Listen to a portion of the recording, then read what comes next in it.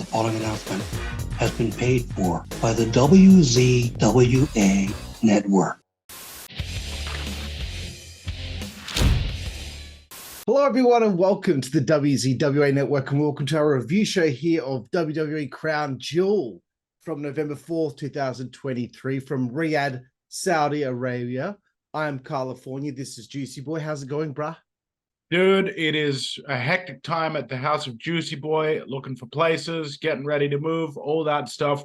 Crown Jewel 2023 was a hectic show, in my opinion. And we're going to be chopping it up right here for y'all on the WZWA Network. Yeah, that's that dime whack shit, bro. Yeah, I like that shit. Yeah, man. So yeah, as everyone will notice, Jooseyboy's background isn't as schmick as it usually is because he's moving. It must be a bit annoying. You had it all set up all nicely, didn't you, mate?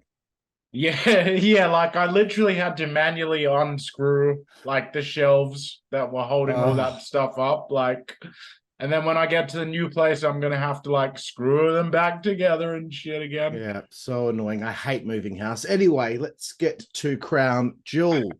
You know what? Crown Jewel is probably one of my favorite shows of the year. You want to know why? Because the fans there react like real fans. It's like a simpler time in pro wrestling. Yeah, they actually, they are just much more happy, aren't they, to sort of just really get into the spirit of what's being presented rather than sort of dictate to the WWE, you know, what they think. This is more like they're just happy to see WWE put on a show, which is refreshing sometimes, you know?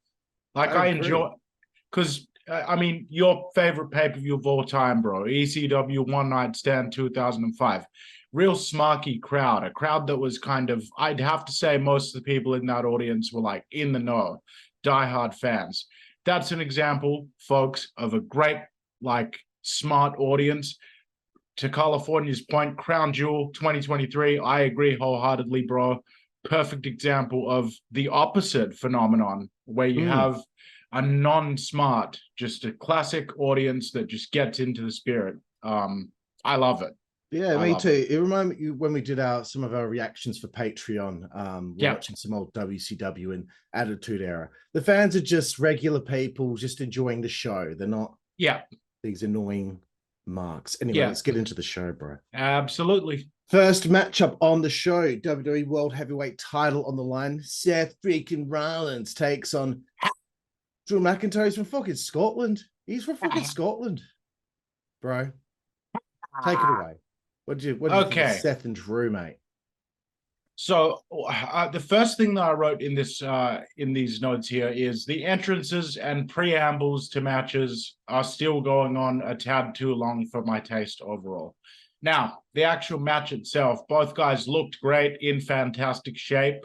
I preferred this championship match over the previous championship match Seth Rollins had against Shinsuke Nakamura at the previous PLE. It's a fucking pay-per-view at the previous show.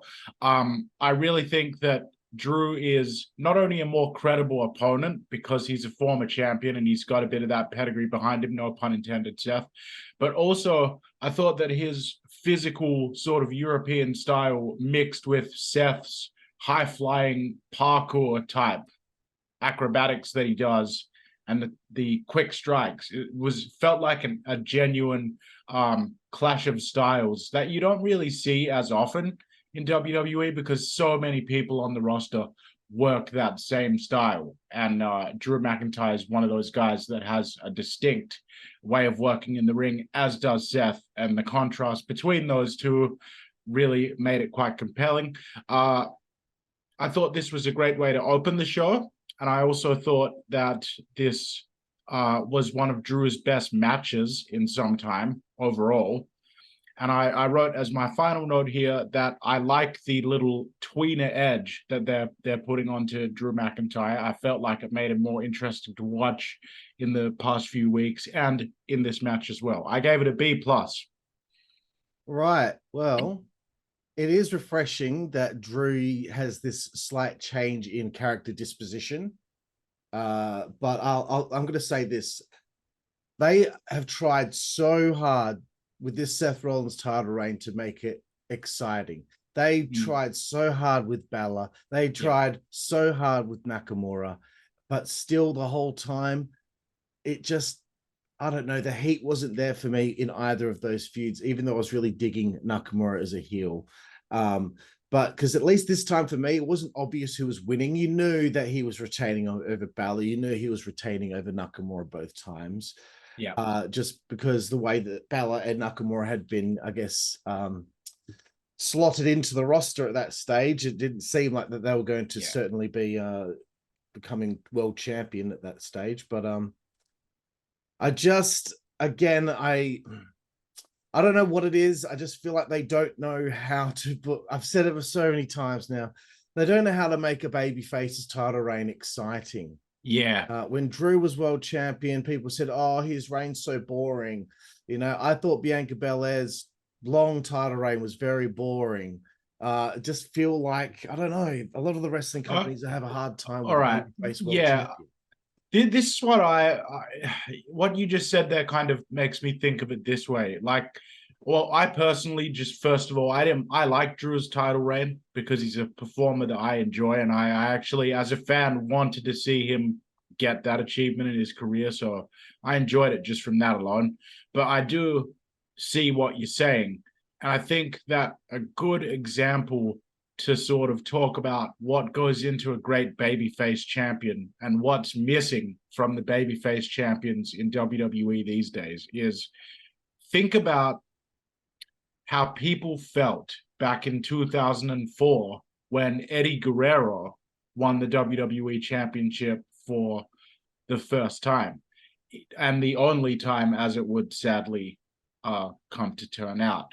But I think that even had Eddie not passed away, there's no denying that him dethroning Brock Lesnar at that time as the lovable babyface that everyone just, you know, really loved watching Eddie and felt like that you felt like he was on your team when he was a babyface, and when he was a heel, you just wanted him to fuck off. But when he was a babyface, which he was when he won that title, you felt like you were with him, you know? And I think perhaps maybe even going back all the way back to Daniel Bryan is the last time that there was a genuine good babyface champion, at least in WWE, that I can remember. But my point that I'm saying is, you're right. They're trying everything that they can. But at the end of the day, to have someone be the king of the mountain and be somebody that everyone is supposed to love, they've got to really believe in that person. They've got to feel like that they could be mates with that person. And I think WWE, whether it's the talent that's failing to make that connection, I'm not quite sure, but I do think that, heel champions in WWE, for as long as I can almost remember, are more compelling and seem to get over easier. Yeah, they seem to have layers to their character that make them really interesting. I think, as far as I'm concerned, for a babyface world champion that was interesting and you saw layers to the character, when Josh Alexander was Impact Wrestling world champion, I just found his character to be so interesting because the guy was so, I guess, messed up because of what had happened to him over the previous, couple of years with his neck injury, and finally winning the title, but then getting screwed over immediately by Moose and only holding the title for like 30 seconds after all that hard work. I really liked how they got him back into the title picture, and the whole reign he was struggling, but he had those problems with his anger and all that. Layers. As soon as a babyface is champion in WWE, if they were a heel, etc., that stuff that made them interesting suddenly disappears, as far as I'm concerned. Anyway, I'm going to keep harping on it. But the match was okay. I was hopeful for Drew to win the belt. I just feel like a lot of times we follow this same formula of, if kicking out of finishing moves is concocted to create some sort of drama. So everyone's following that Rock Austin Mania 17, match where they're kicking out of each other's finishes. And then Rollins hit a second pedigree and a stomp, and he retained. And I was like, well, that was a boring finish. So back to the drawing board for Drew, unless something kicks on with this feud further. But Seth continues on his reign. Oh, God, I hate complaining all the time. I'm always whinging, bro. After the match, Damian Priest goes to cash in. How many times have we seen this over the years, Juicy Boy? Someone goes to cash in and somehow it's foiled because they're fucking around. They've got the briefcase. They've gone up to the referee. The referee's like confirming with them like 15 times. Are you sure? How many times? Yes. Like, on this particular time, like the camera was quite close, and like the referee asked him like 650 times, like, "Are you sure you want to do this?" It's like, yeah, I fucking ran out of here. My entrance music is playing. It's the end of the championship match, you dumb cunt referee. Like, I'm trying to cash it in while he's still down, so I can quickly pick the bones and win the championship. Why are we doing an interview? You know? And then like, it was silly when Sami Zayn just ran up and took that was like, I'm calling it out right here. That was AEW shit right there. If we're calling it out in AEW, we're calling it out in WWE, because that just was silly and childish. I did chuckle though, I have to admit, because Damian Priest is just is just good, that I chuckled when I could hear him go, "You're dead, you son of a bitch," like, right after he ran off. But barring that, I thought that was dumb, and it kind of felt to me, bro, like do you agree maybe that they put that little bit at the end there in case because they were worried the finish of that match was going to be flat? I don't know. Oh, I don't know, bro. It's just like, I'm tired of it. Every time they have this fucking briefcase, the guy attempts to cash in like fucking 10 times, and somehow every time it fucks up. It doesn't happen. The back and forth bickering between him and the referee, if he's actually cashing in or not. You even heard him say out loud, "I'm cashing in." And it's just that struggle between the referee and the person cashing in. Yeah. That struggle to just get confirmation, yes, we're doing it. And why do we need the briefcase? The referee needs to grab the briefcase, and then what does he do? Does he hand it to the timekeeper?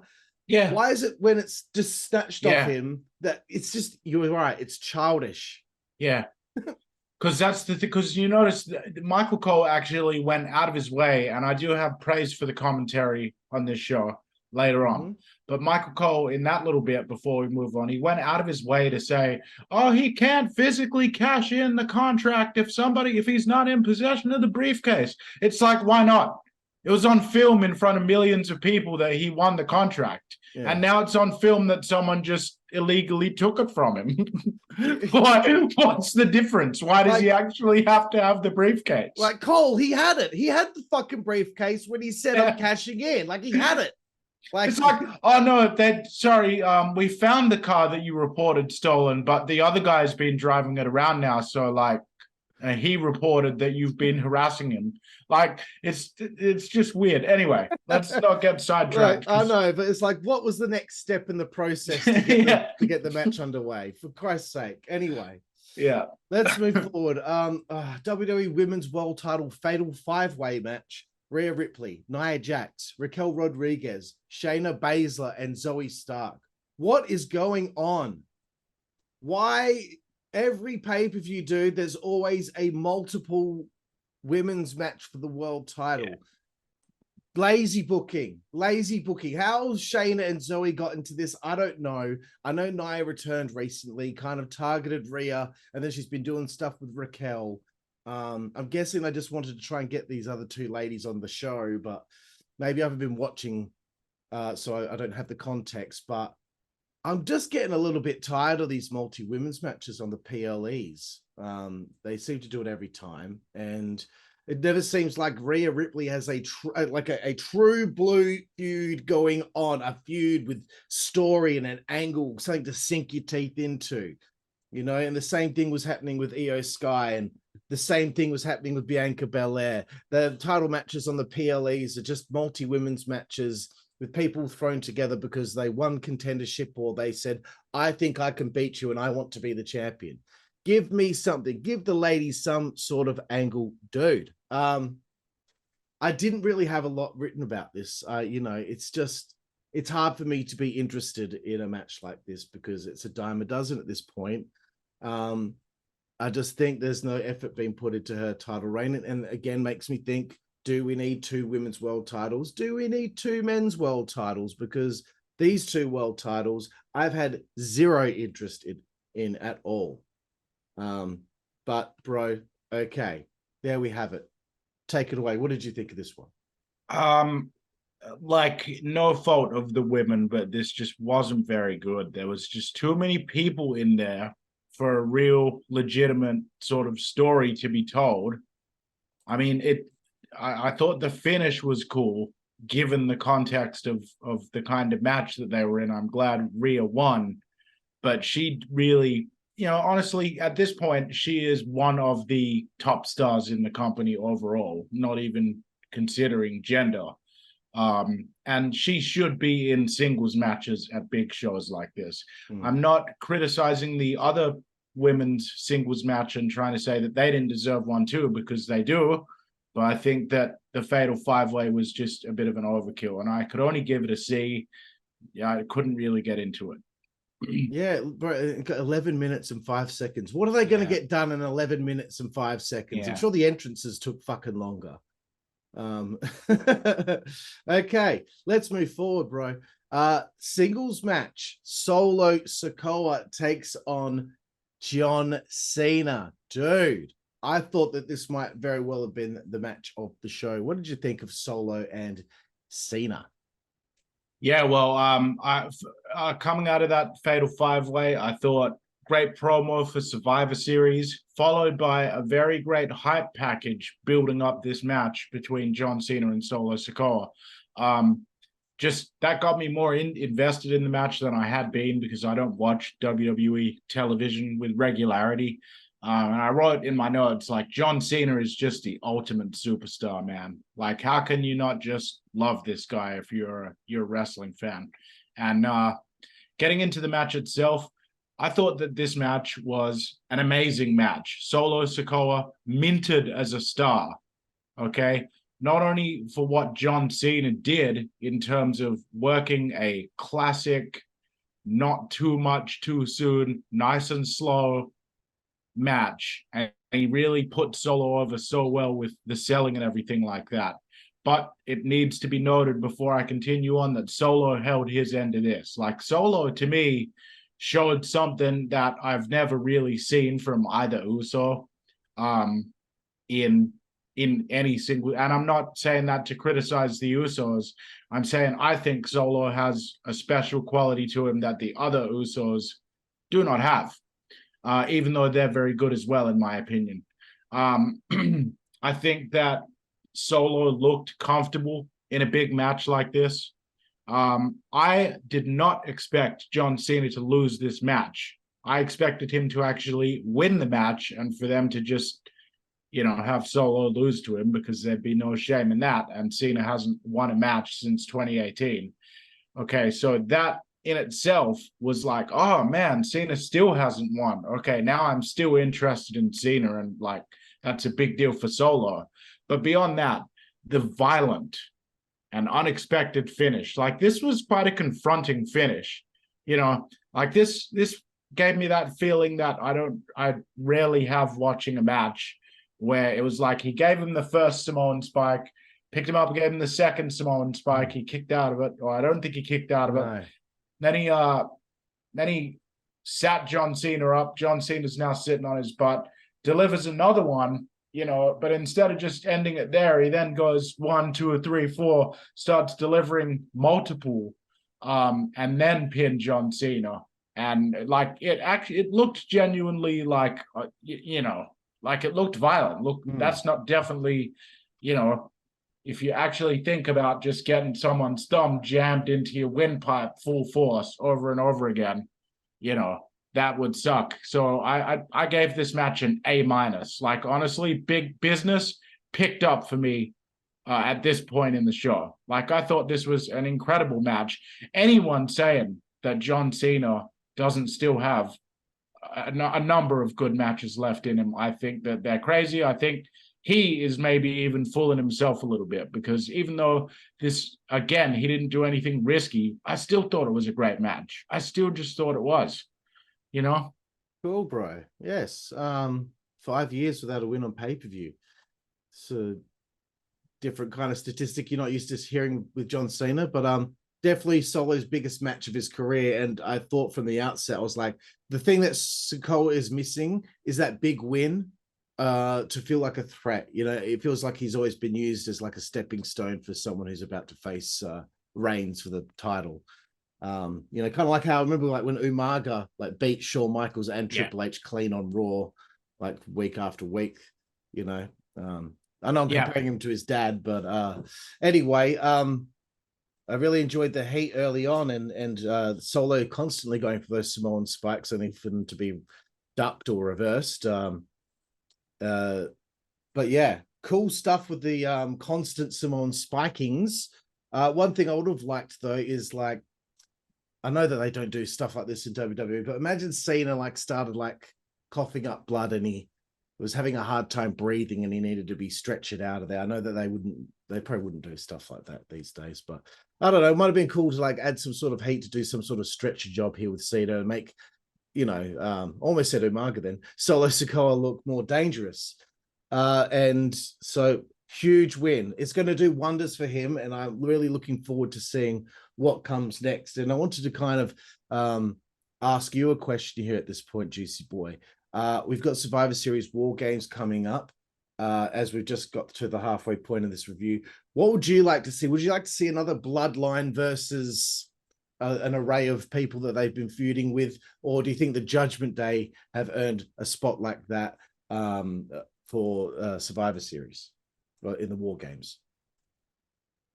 Well, I could see them going in either direction. I'm not really sure which one I would prefer. I'm currently not really sure if either of them would get me as excited as the previous year's War Games match. So I'm really not sure yet, bro. I think it might be time to freshen it up and maybe focus on the Judgment Day, or even put the Bloodline against the Judgment Day somehow. Because it feels like Survivor Series is probably not necessarily going to be the end point for any of these storylines. So, yeah, fair enough. I just thought, you know, the way things are kind of moving, maybe would be like Cody, Cena, LA Knight, Jey Uso. It's got to be 5-on-5 though, isn't it? It doesn't matter. But like, what's that? Sammy. Yeah, you know, we've got these people here that have all been kind of feuding with the Bloodline. But I also read that Roman Reigns isn't wrestling anymore this year, so it's probably go to the Judgment Day. But anyway, next segment here, bro. MizTV with Ibrahim Al Hajjaj. Yeah. Hajjaj. So I thought this was going to be interesting. I didn't know of this guy, but clearly very taken. The Saudi audience are very taken with him. He's like a comedian and an actor, or somewhat. We get our cookie cutter interruption with Grayson Waller. It now becomes the Grayson Waller effect. I kind of found it funny it popped me. It popped me because they're all the way in Saudi Arabia, bro. Like this Australian guy who's like never done anything yet on the main roster, just somehow. Like, did you notice, like, while he was doing it, like, Miz is like, you actually going to listen to him? I've been here 20 years, you know, and they're just ignoring him, bro, and continuing to change the set. Yeah, all the pot plants are there. Grayson's managed to get his whole set there, and he's managed to convince all these guys to replace Miz's set. Like, you're not in charge. Like, who transported it there? When they...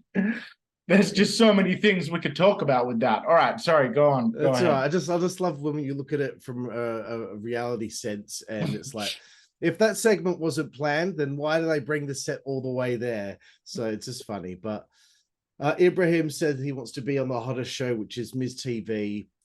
Grayson takes exception to this, kicks Ibrahim in the gut, who kind of stumbles to the ring apron. And then there's some back and forth with Grayson and Miz.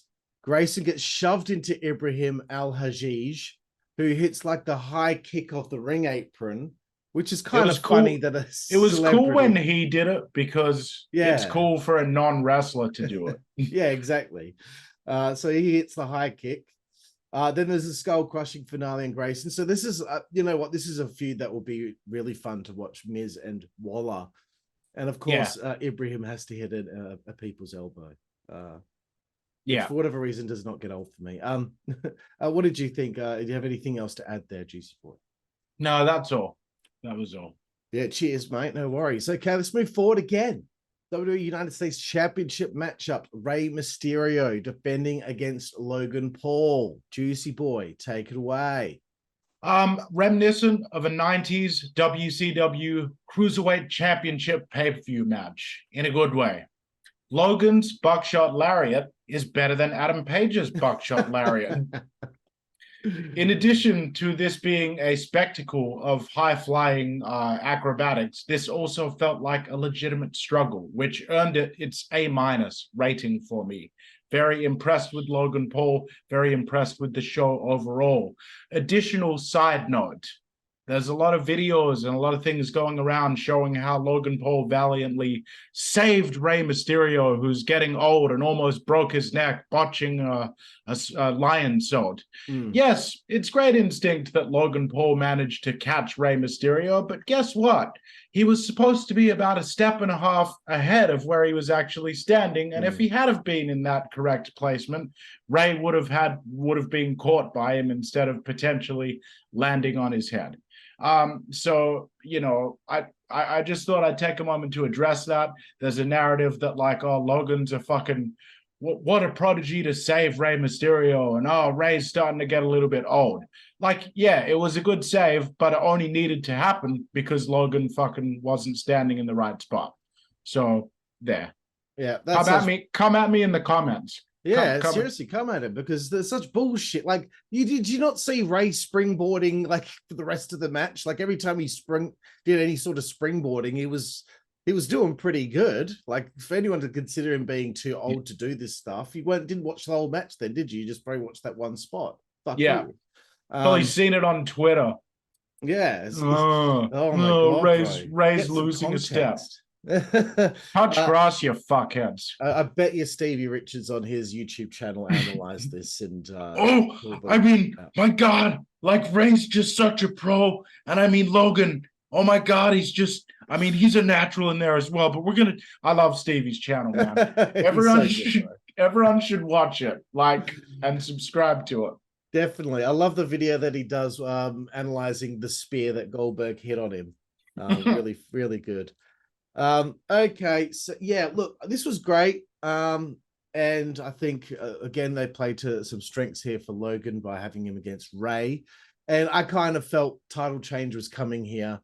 It does look like Santos Escobar must be doing some sort of heel turn because he grabbed the brass knucks and then he just kind of left them on the ring after they were knocked to the outside.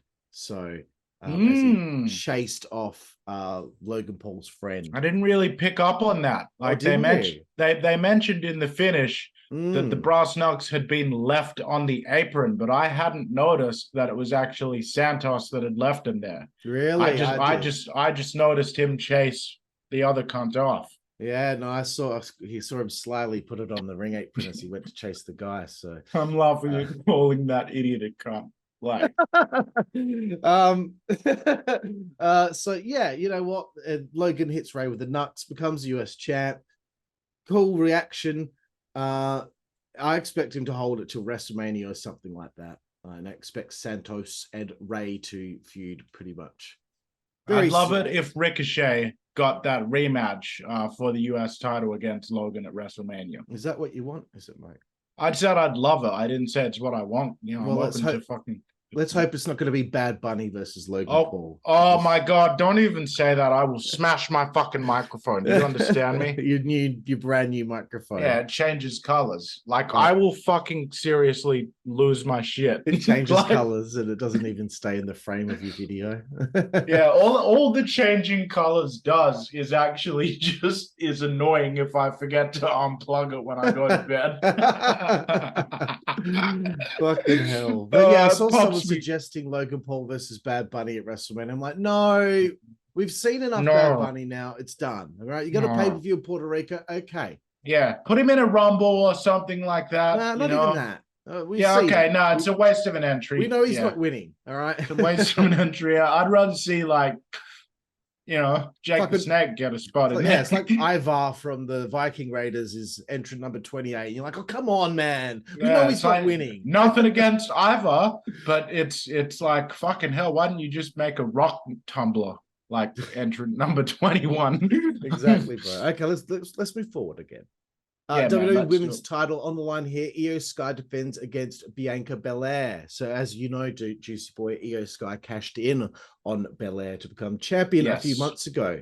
Then that's Io Sky, not Kairi Sane or Shotzi, just so you know. I have actually, It must have been really confusing for you because Kairi Sane actually made her return here in this match, interfered, and you must have been like, I'm saying, is that who that was? No. I'm just joking. I'm saying double here for Crusties.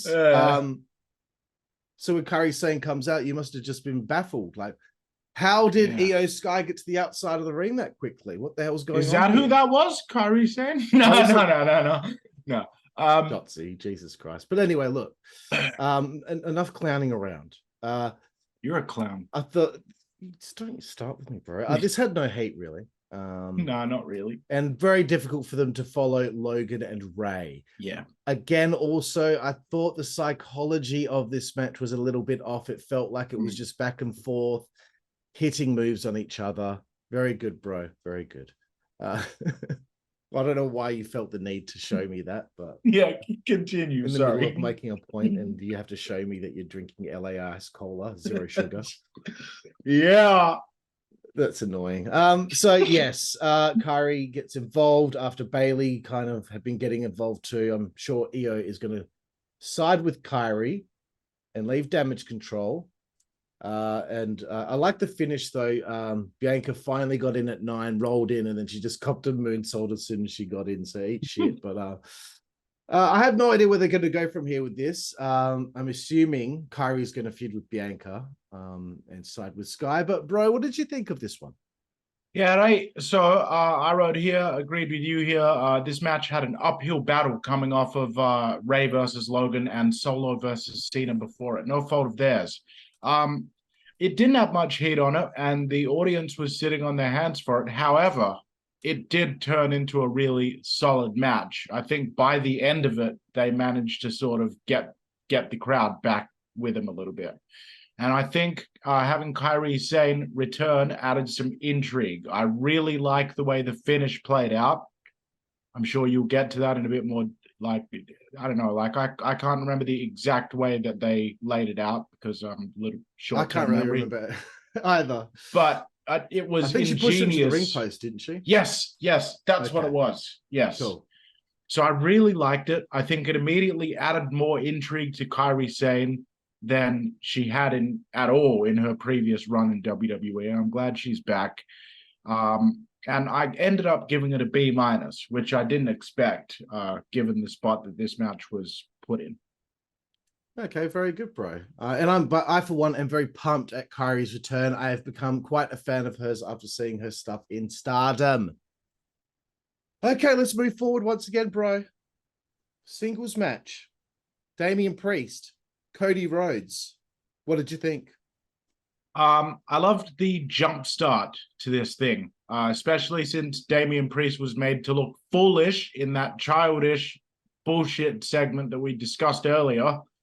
And they're working this match. This is the fight/brawl of the card, right? Every great wrestling card has, different flavors on it. I felt like this had the late 90s vibe in terms of the pace and the style. This to me felt like a pay-per-view match that you'd see in 1999 WWF. And I mean that in a good way. It worked well for this spot in the card because you knew that the title match coming up in the main event was going to be more of the saga, the story playing out. So here it was the, pedal to the metal, two big bulls going at it, two big stars trying to claw their way to glory.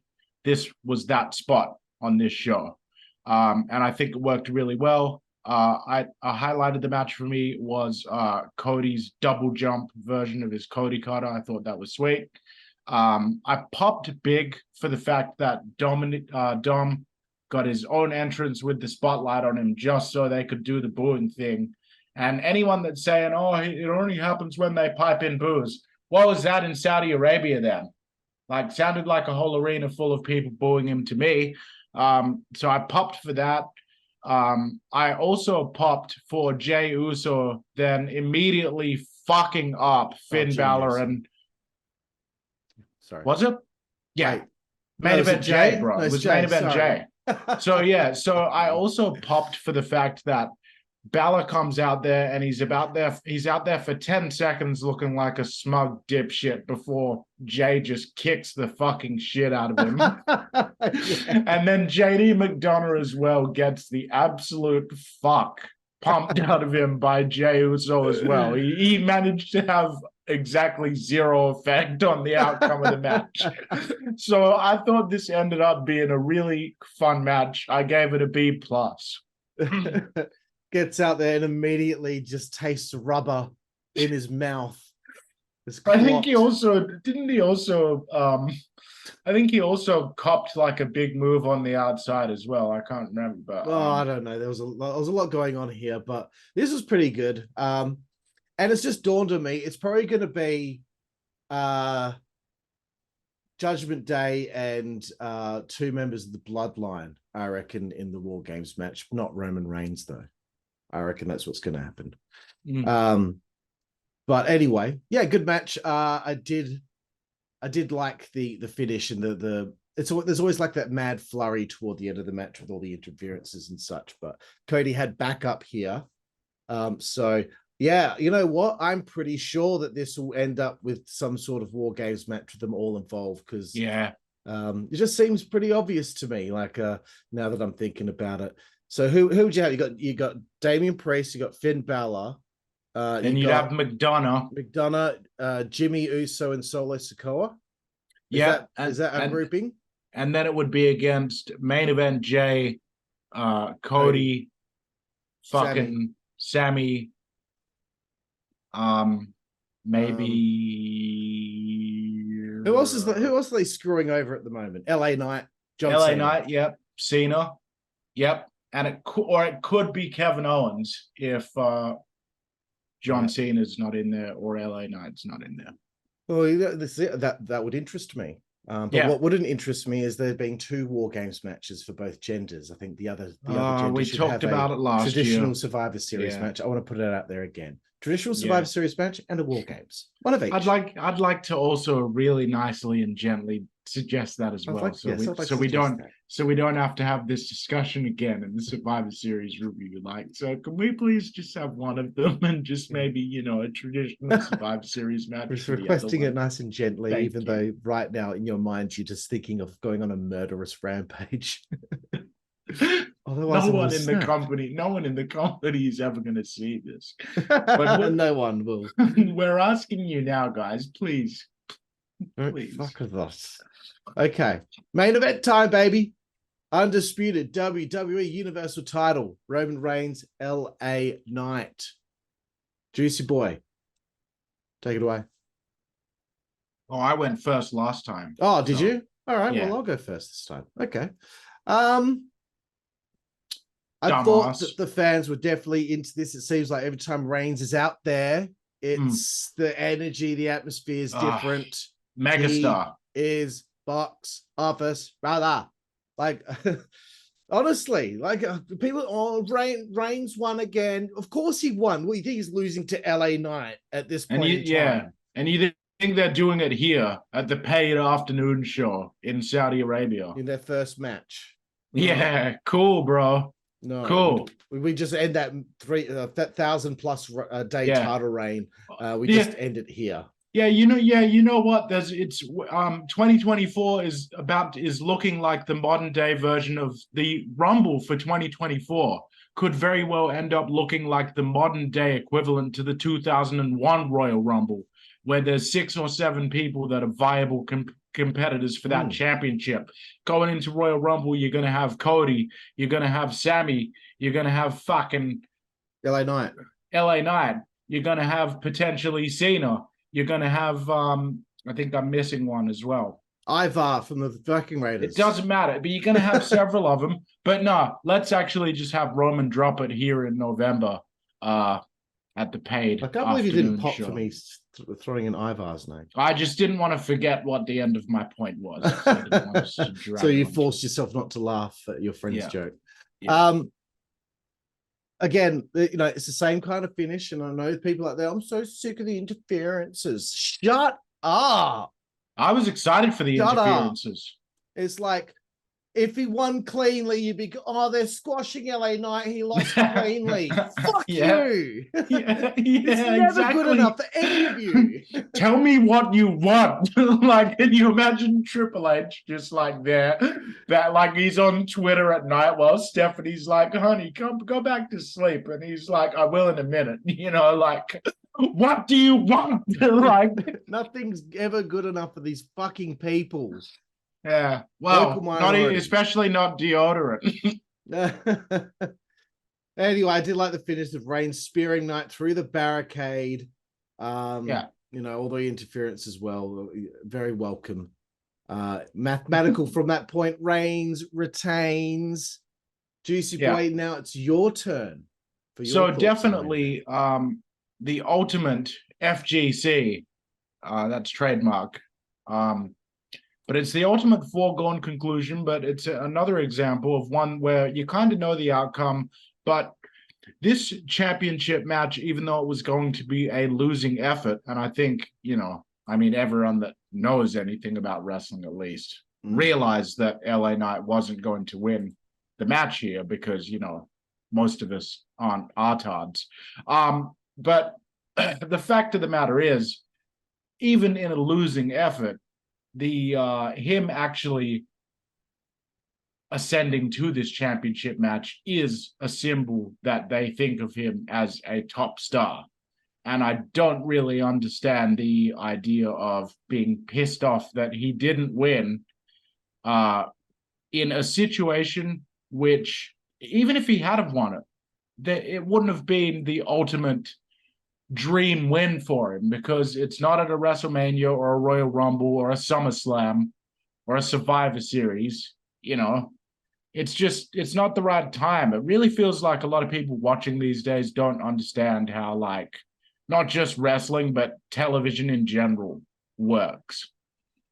Yeah, and if he won, he wouldn't have been able to celebrate with a beer because you're not allowed to drink alcohol in Saudi Arabia. Let's see.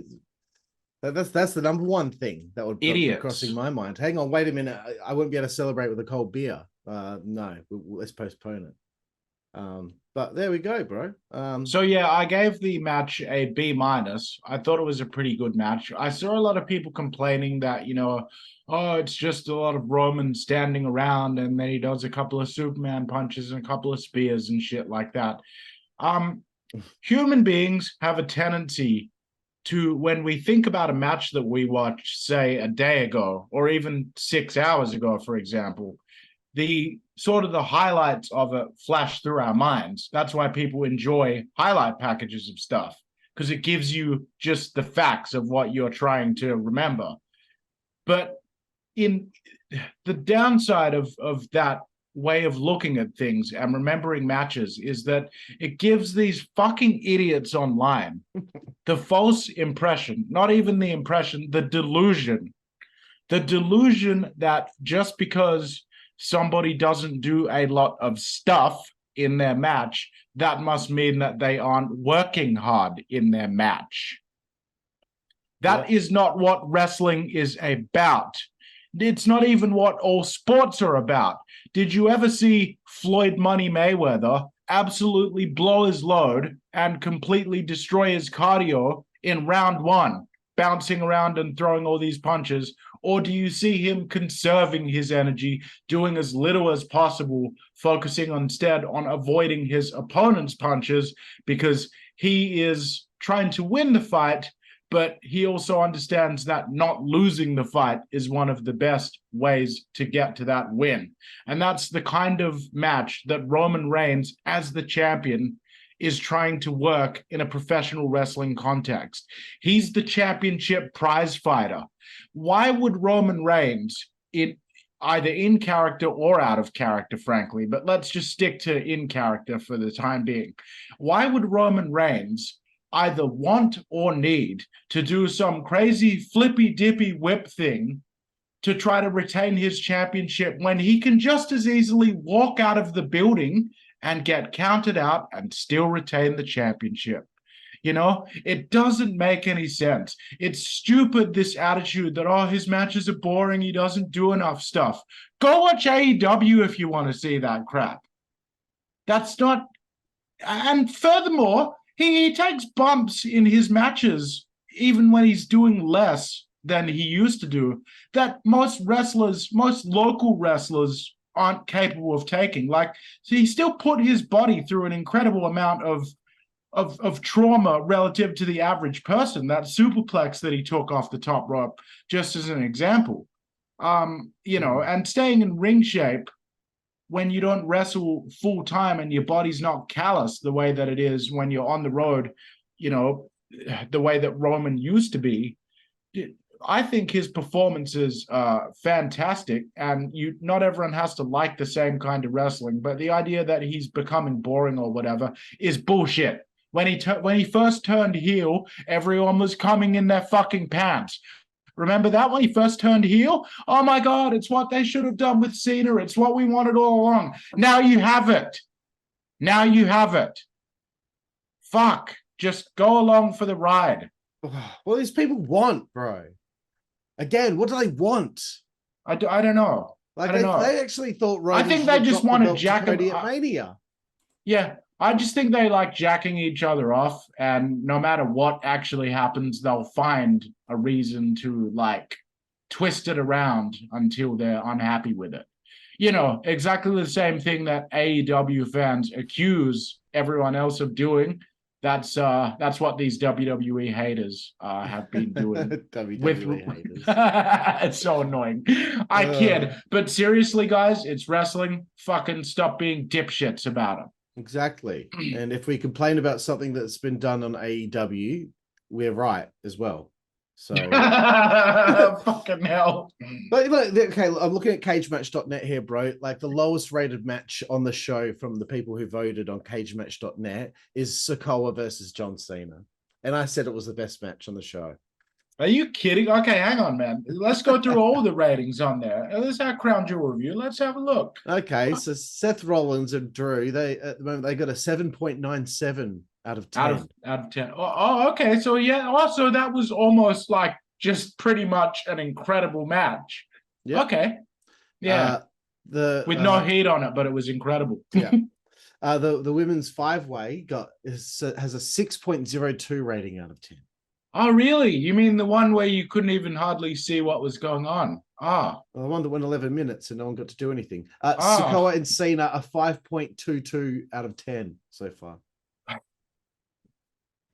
Logan Paul and Rey Mysterio 6.95. Oh, I wonder why. Oh, it's because they did all the flips. Stop. Here we go. 6.5 isn't good enough for Rey versus Logan either. That was better than 5. So it's almost a 7. All right, that's okay. Go ahead. Io Sky and Bianca Belair 6.35. Cody Rhodes, Damian Priest 6.24. Okay, hang on, hold on a sec. So let's just, even before we get to the final rating here. So the general consensus on Cage Match was that not only was Bianca Belair versus Io Sky better than John Cena versus Solo Sikoa, but it was also better than Cody Rhodes versus Damian Priest. Incredible. Yep. Incredible. I had no idea that that's the show that I was watching, you know. The main event, Jooseyboy, so far has a 6.63 out of 10. Yeah, so okay. Yeah. Based on 213 votes. Whatever. Who gives a shit what these people think? Okay. I don't care what they think. All I care is what I think, and I'm going to give my rating out of 10 first this time. Usually I'll do it second. Go ahead. I'm giving it a 7 out of 10. Middle of the road for me. Middle of the road. What about you, Jooseyboy? I'm going to give it an 8 out of 10 because I actually really enjoyed it. I thought this was a great show. I thought it was basically a from Cena versus Sikoa, then the following the US title match, and then you had Rhodes versus Priest and the main event. Those 4 matches for me anchored this show. Yeah, made it a really good show for me. So yeah. Excellent stuff. Well, Juicy Boy, thank you very much for your time here for our official WWE Crown Jewel 2023 review. Yeah, no fucking worries. And thank all of you out there as well. Are you going to say goodbye to everyone? Or are you going to screw it up this time? Am I going to say goodbye to everyone? You do it. You do it. You do it. Okay. Yeah, I'm ready. I'm ready. This has been Karlifornia. I have been Juicy Boy. And until next time, we will see you. What the fuck's your problem, dude? Down the road. I hold up an item now every time that you try to sign us off. Yeah, so. look, like, man, we're going to talk about this off the air, okay? That's what we're going to talk about this. No, you'll ruin it. Okay, after we get off the air, we're going to have a serious discussion about this. You ruined it. You ruined the whole thing. Okay? I want to tell you about... Just say goodbye to everyone. See ya. Fucking hell. All right, get out of my sight. Network, that's the way we play. Good God Almighty. Network, that's the way we play. Get puppies. Network, that's the way we play. Get. The following announcement has been paid for by the WZWA Network.